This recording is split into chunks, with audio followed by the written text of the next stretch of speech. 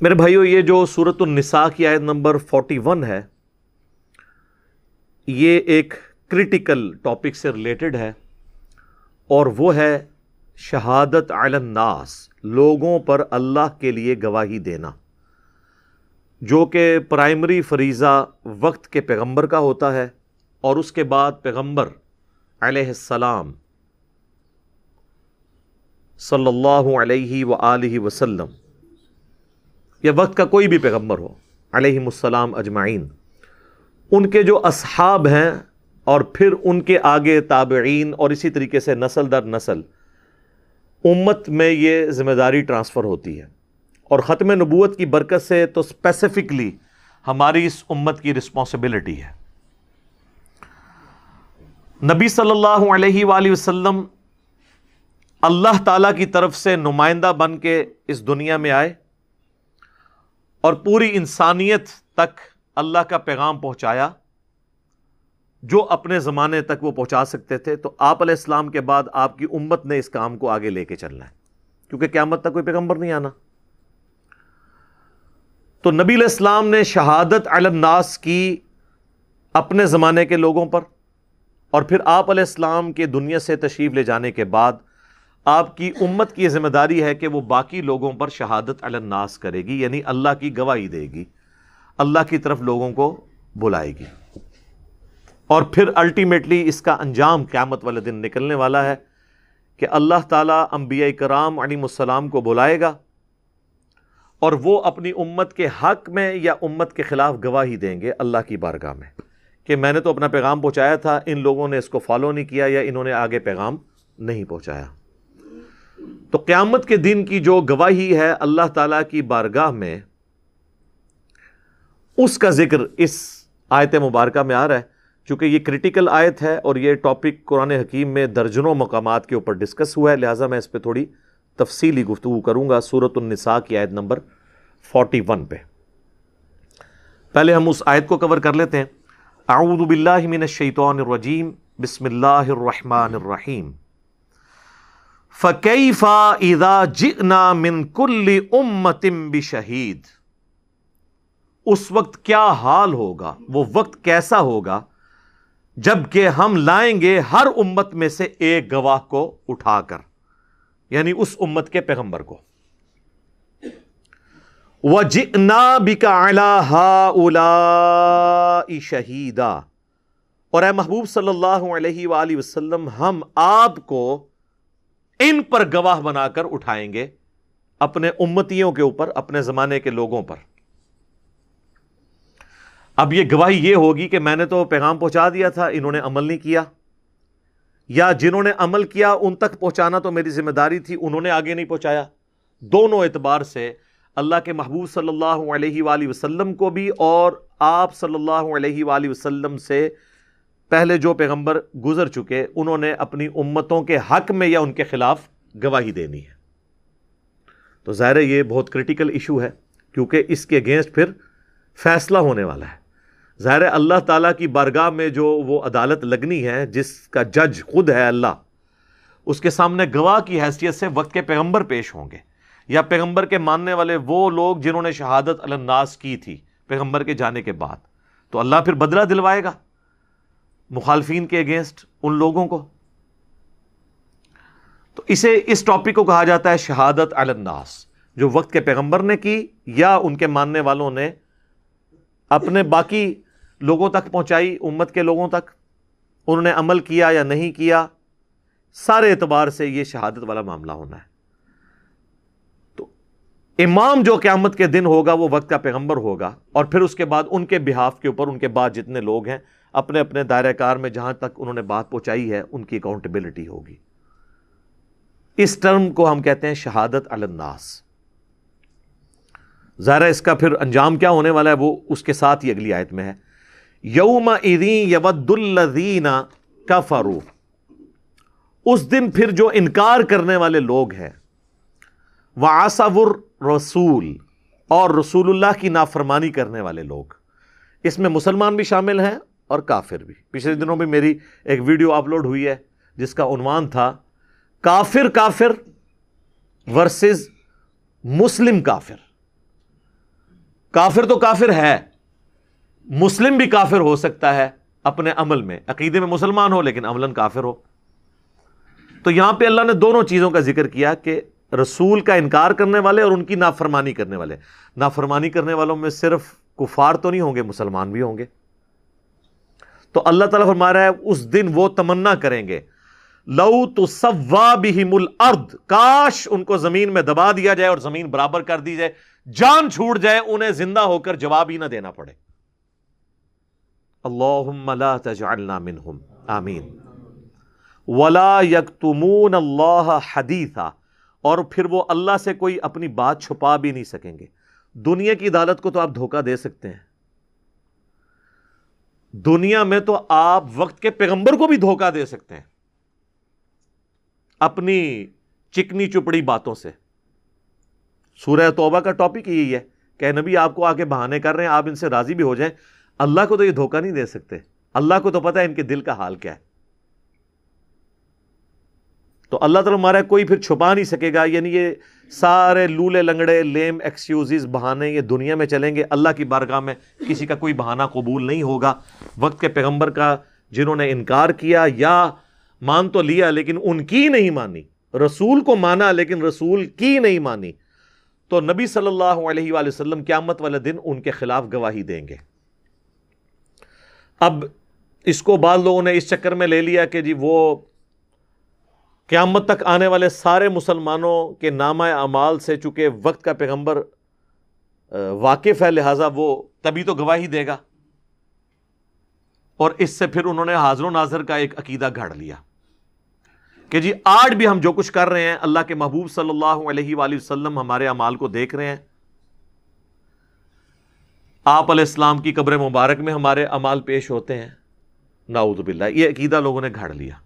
یہ عقیدہ دیوبند کے ہاں بھی پایا جاتا ہے، بریلویوں کے ہاں بھی۔ اہل حدیث اس معاملے میں کافی حد تک ٹھیک ہے۔ نبی علیہ السلام اپنے زمانے کے بھی سارے لوگوں کے اعمال سے واقف نہیں تھے، کیونکہ قرآن میں کئی جگہ یہ بات آئی ہے کہ اے نبی آپ کو تو دھوکہ دے سکتے ہیں لیکن اللہ کو تو نہیں دے سکتے۔ سورہ توبہ کے اندر یہ ٹاپک ڈسکس ہوا ہے۔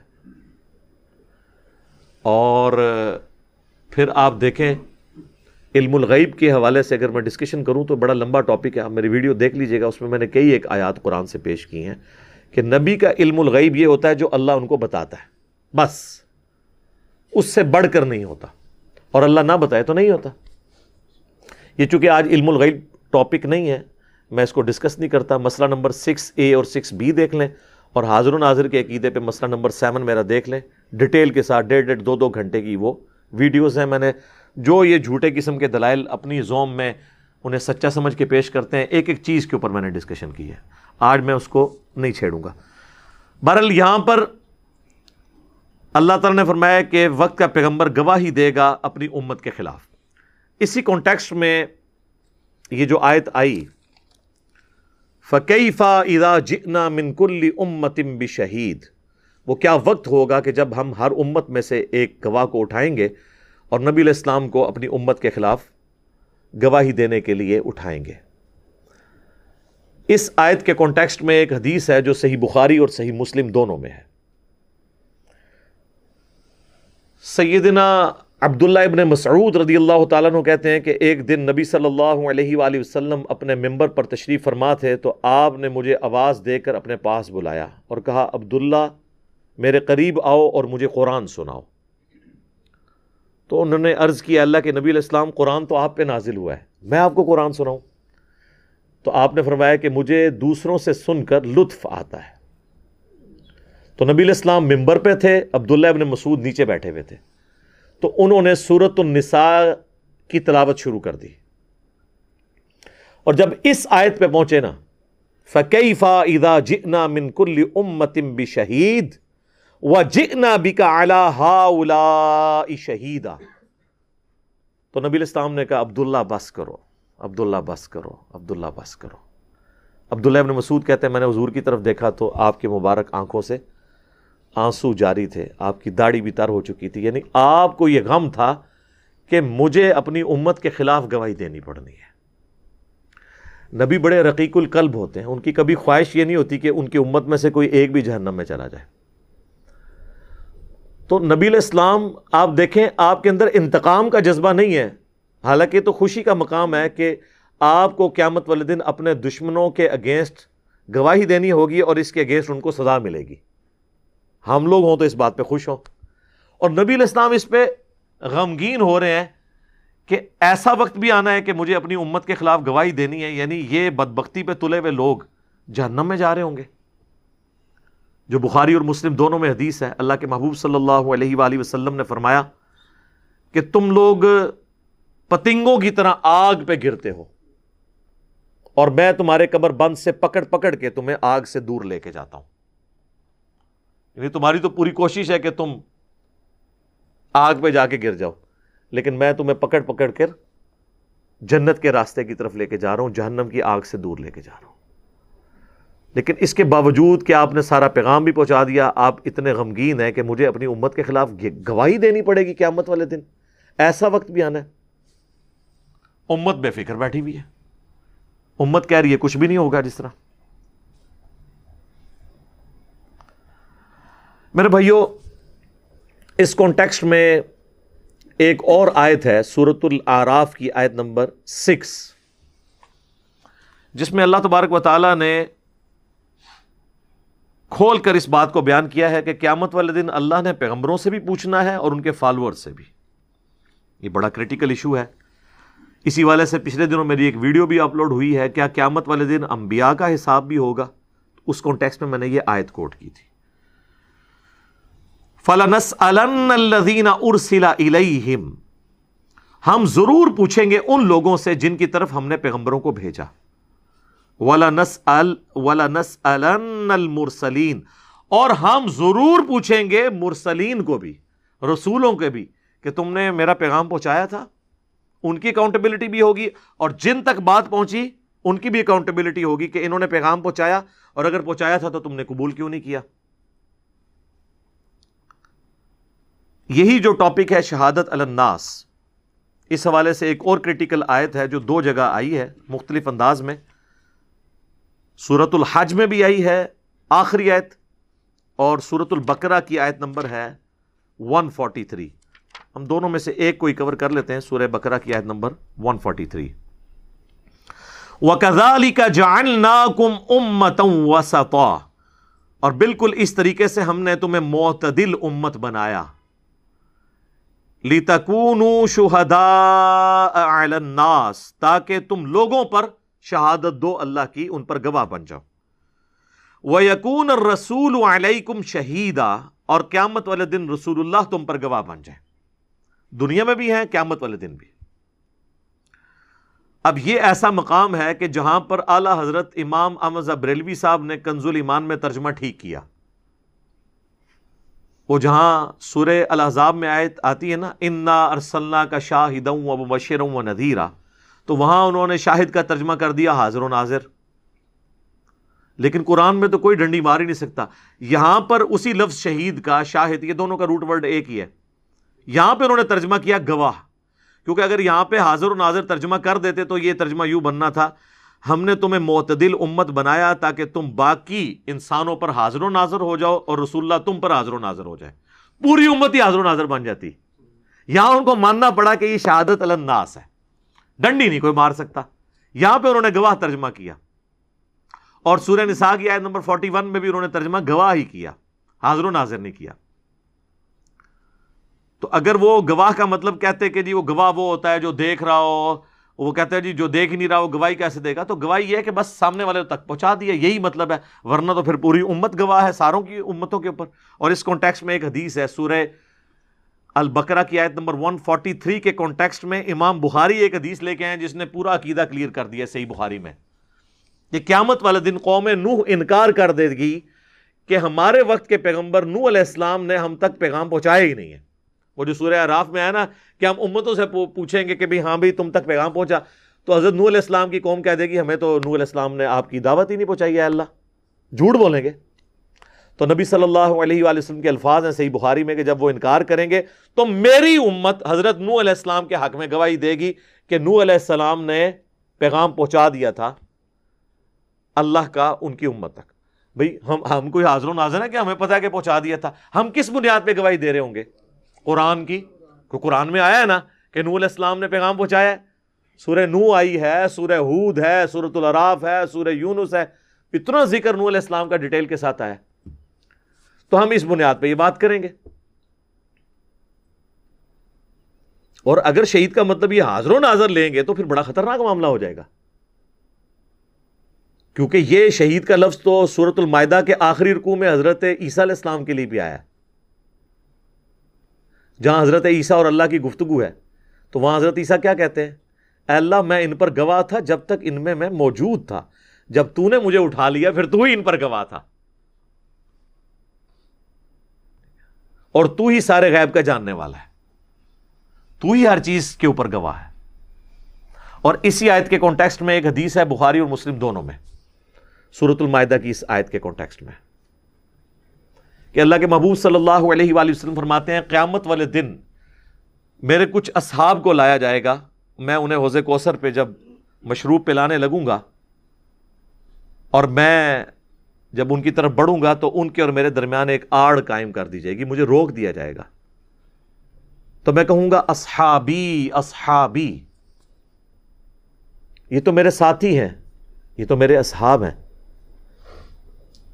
تو فرشتے پھر آپ کو بتائیں گے کہ اللہ کے نبی آپ کو نہیں پتا، آپ کے بعد یہ دین سے الٹے قدم پھر گئے تھے اور انہوں نے دین میں بدعتیں جاری کر دی تھی۔ تو آپ علیہ السلام فرماتے ہیں میں کہوں گا سحقا سحقا لمن غیر بعدی، سحقا سحقا لمن بدل بعدی، ان پہ پھٹکارو، ان کو مجھ سے دور کر دو جنہوں نے میرے بعد میرے دین کو بدل دیا۔ اچھا حضور یہ نہیں کہیں گے خیر ہے جی میرے انہیں معاف کر دو، ہم تو یہ کہتے ہیں نا کچھ بھی ہیں تیرے محبوب کی امت سے ہیں۔ اس شعر کو آپ دیکھیں، سب سے زیادہ محبوب کے ساتھ حقدار تو آپ کے ساتھ ہی تھے نا، تو حضور یہ نہیں کہیں گے کچھ بھی ہے اللہ ہے تو میری امت سے ہے نا، میں ان کی سفارش کرتا ہوں، نہیں، حضور کہتے ہیں میں کہوں گا ان کو مجھ سے دور کر دو جنہوں نے میرے بعد میرے دین کو بدل دیا۔ اور پھر نبی علیہ السلام کہتے ہیں کہ اس وقت میں بھی اللہ کے حضور وہی بات کروں گا جو عبد صالح عیسیٰ ابن مریم کہیں گے اپنے فالورز کے بارے میں۔ پھر نبی علیہ السلام نے سورۃ المائدہ کی وہ آیت تلاوت کی، حضرت عیسیٰ علیہ السلام جو کہیں گے نا وہی الفاظ نبی علیہ السلام کہتے ہیں میں بھی دہراؤں گا اللہ تعالیٰ کی بارگاہ میں۔ وہ کیا ہے؟ وَكُنْتُ عَلَيْهِمْ شَهِيدًا مَا دُمْتُ فِيهِمْ، اے اللہ میں تو ان پر گواہ تھا جب تک ان میں موجود تھا۔